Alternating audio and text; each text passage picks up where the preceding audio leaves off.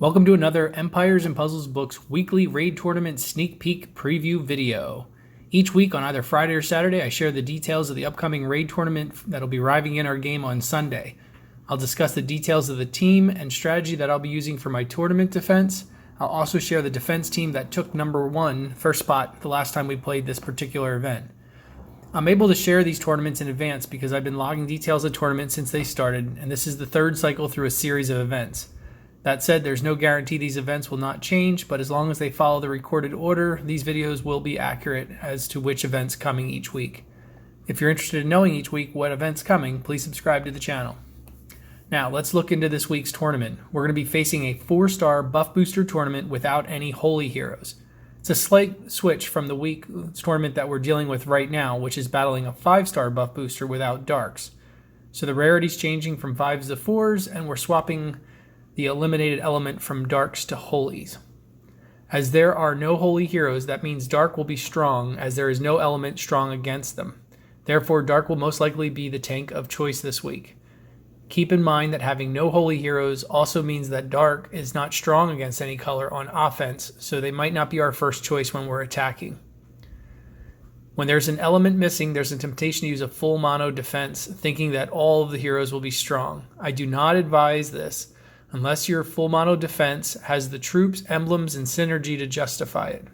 Otherwise, forcing mono simply adds unnecessary weakness for the slight gain in defense. As this event is a buff booster tournament, each buff is going to add 20% attack booster, and they do stack. In very few rare occasions, our heroes might actually add a buff to the enemy. Typically, our heroes add ailments to the enemy, things that hurt them, but sometimes we inadvertently give them a buff. One example that we'll see in this tournament will be Wilbur. He gives both sides the buff of shared damage. Now, before you go hating on poor Wilbur, he also gives the enemy negative 44% defense, so that may more than make up for giving them that extra boost. He also gives our team a second buff with increased defense. So let's talk about tanks now. As there is no holy, darks will be the element of choice for tanks. There are 2 4-star dark heroes that would be a solid choice for tank: Costume Regard and Cyprian.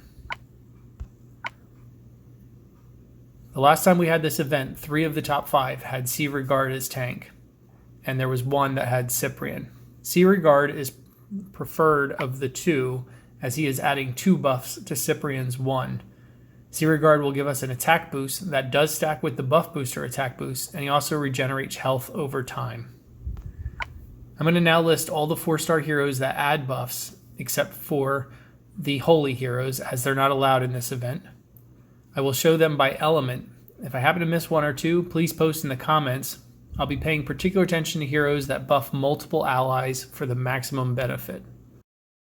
Beyond Costume Regard and Cyprian, there are only 3 other 4-star dark heroes that add buffs, and they're probably not going to be great choices for this event. We'll start with Boomer here in the middle. His buff is adding an 94% defense against holy for 3 turns, which is an enormous defense up, except there's no holy heroes in this event, so that doesn't really make a whole lot of sense. Amiona and Stonecleave both do the ghost form, which there is a risk to that they remove all other buffs when they go into ghost form. So if you're using other buff heroes, all those buffs are going to go away when they go in ghost form. Stonecleave does hit very hard. For 4 turns, he randomly hits somebody for 150% damage. If you actually do the math, his 4 hits do more damage than 1 sniper strike from Liana, 5-star Liana. So he is a pretty powerful hero, but I would be cautious about using him again since he's dispelling and removing all other buffs that would be present on him. Amiona just really has enormous amount of damage from her slash attack on defense. And even at the 85% increase, I'm not sure if she's somebody that you're going to want to throw on your team. Let's take a look at our fire heroes. Beyond Wilbur, there are 5 other 4-star heroes that buff that are worth consideration for this week. One particularly unique hero is Shade Reeve, who adds 3 distinct buffs to all allies. So that's 60+% attack to all 5 heroes. So that's an enormous amount of attack advantage. Shade Reeve is slow. Most likely wouldn't want Shade on tank since we're looking for a dark tank, but might be an interesting flank option worthy of consideration for sure. Sir Lancelot also has some incredible buff to add to the buff boosting. He adds 2 buffs to himself and to allies on either side. So again, that's another 40% attack for 3 heroes. And one of those is increasing mana generation and the attack up. That attack up will stack. So huge power that can come from Sir Lancelot. Definitely worth consideration. Sumitomo only adds buffs to himself. He adds 2, one of which being the repost. So not a character that I would probably be using, but maybe worthy of consideration in your setup. Bull Tusk is always an option. He is getting the attack up as well for the team, and you could use him with or without costume. Now, Shale is still pretty new for a lot of folks.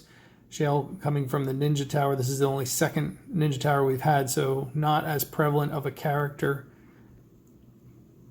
But Shale does do the healing over time. I think there's probably better options for healing for this event. But still, if that's your only healing option, you might want to consider Shale for this week. All right, up next is Ice Heroes. First in line is Kirill. He does add 2 buffs to our whole team with attack up and defense up. So he is a viable option. In fact, one of the top 5 last time had Kirill as tank. Just one word of caution, you do not want to use Kirill costume because he is giving ailments to the enemy, not buffs to your team. So you're not going to see that huge benefit from Kirill in this event if you wear the costume. So use the regular Kirill. Agui, he gives everybody defense up against nature. If you think you're likely to get an assault by nature heroes, maybe he's good. Probably not going to be my first choice for this week. Boral, either costume or not, is giving us that wonderful counterattack. That's always a pain. So he might be a worthy option. Mireweave, still not sold on this character. They have stacking attack ups, which will stack with the buff booster. This character, I very fast, which is nice, but I just find it hard to believe that we would stack up to 10 times in a single raid. I could see this being more beneficial for a long fight through maybe one of the map quests. And Triton, he might be a nice addition to add with a healer, since he's giving everybody an increase to any healing they receive over 4 turns. So pair him up with a Costume Regard or a Melindor, and that might be a good pair for this week on defense. And looking at the nature heroes, there are a number of 4 stars that are adding buffs that'll be unique to use this week. I'm really excited about Season 3 Valhalla Brynhild for this event. She's fast mana. She adds 3 buffs to herself and heroes on either side of her, and they're all fantastic buffs. The first one is an immunity against having buffs being dispelled. So that's fantastic for this event. You put buffs in place and they can't be removed. The second one is the 74% defense against special skill. That's a huge number. And then 24% mana generation. So I'm excited about her. I'll probably be using her. Melindor, again, not the regular Melindor, but the costume. All allies generate health over 3 turns, and they get plus 46% defense for 3 turns. He's also a dispeller. We'll talk about that in a little bit. But just from the adding buff standpoint, he's good. He's adding 2. Gadiris is interesting. He does some healing, but he also does some attacking. He is slow mana, though. So in addition to doing some attack, he's adding 2 buffs to himself and allies on either side. So they're getting the increase in attack and regenerating health. Hansel is kind of a solo artist here. He is just adding defense onto himself. So it's just a solo bust for 1 character. I do like that he's fast mana and that he kind of reduces the mana of the enemy when their mana reaches full potential. Kashrek, we could probably play him either way, with or without costume. He's adding that fire defense. And then, he's a beast just as far as his defense and health numbers. So he's always solid on defense. Another nature hero worthy of consideration would be the costume version of Little John. He adds 1 buff to everybody, but it's that annoying dodge. He is a slow hero, unfortunately, but you might find he's worthwhile if you have him in your roster. Again, not my first choice, but he may work out for you.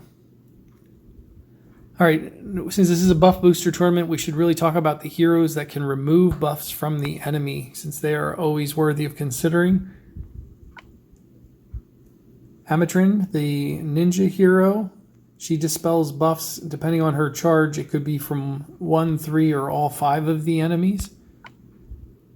Cadman, always a worthwhile hero, fast sniper, and he removes buffs from all enemies. Malindor, you can use him with or without the costume. For this event, I use him with the costume for the second buff, but either way, he'll remove buffs.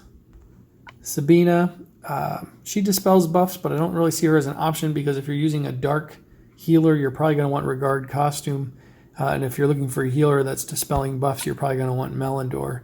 And then Sonya, like Cadman, is a very strong, fast striker, sniper who dispels buffs from everybody. So also worth a thought for your team. Well, let's go ahead and take a look at the winning team from the last time we had this event. Now, their team power was 39-17, so they obviously had better troops and emblems than what I'm showing here.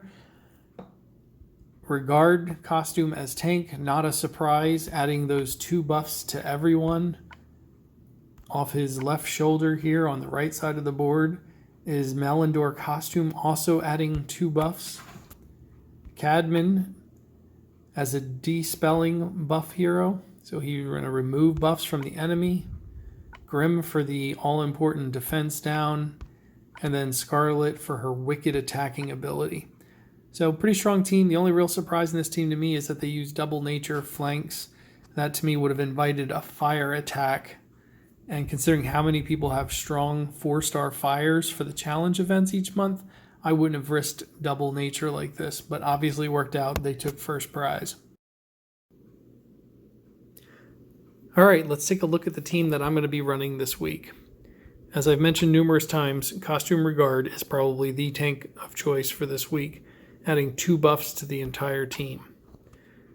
To his left, well, it's his right, to our left, I would be looking at Brynhild. I think you could probably hear my enthusiasm for this character when I was talking about her. She's adding 3 buffs to herself and to Regard and Triton. Triton is adding a buff to the entire team and increasing the regeneration of health that would either come from Brynhild or Regard. Sir Lancelot, again, adding 2 buffs, the increased mana generation and increased attack. And then the ninja hero, who's working at ninja speed, will be dispelling buffs from the enemy and striking.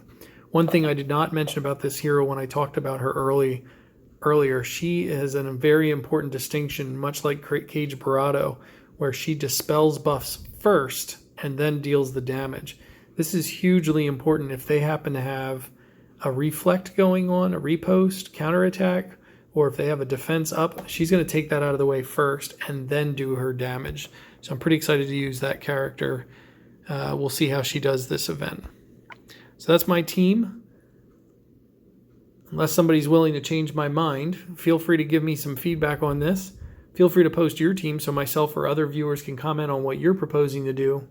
For this week's event, I hope your defenses are sturdy, attack strong, and the tiles fortunate. Thanks for watching.